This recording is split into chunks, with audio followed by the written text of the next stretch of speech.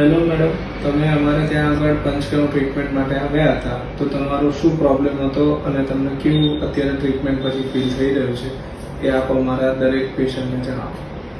Last હું ઓમ આયુ કેરમાં last 1 મંથથી treatment લઉં છું. મને ડેન્ડ્રફનો ખૂબ જ પ્રોબ્લેમ હતો અને ખંજવાળ બી બહુ આવ્યા કરતી હતી રોજે રોજ. તો હું સર પાસેથી મતલબ મેડિસિન બી લઉં છું અને હમણાં રિસન્ટલી જ મેં 7 ડેઝનું પંચકર્મ ટ્રીટમેન્ટ, જેમાં મારું નસ્ય, શિરોધારા અને બસ્તી કન્ટિન્યુઅસ થતું હતું.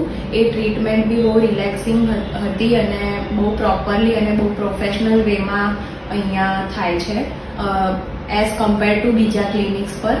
એન્ડ ડેન્ડ્રફમાં બી મને ખાસો ઇમ્પ્રુવમેન્ટ આવ્યો છે. ખાસ કરીને શિરોધારાથી રોજ મારા હેરમાં ઓઇલિંગ થાય છે, જેના લીધે ડેન્ડ્રફ મારે મતલબ પહેલાં ખૂબ રહેતો હતો ને હવે બિલકુલ જ નથી દેખાતો.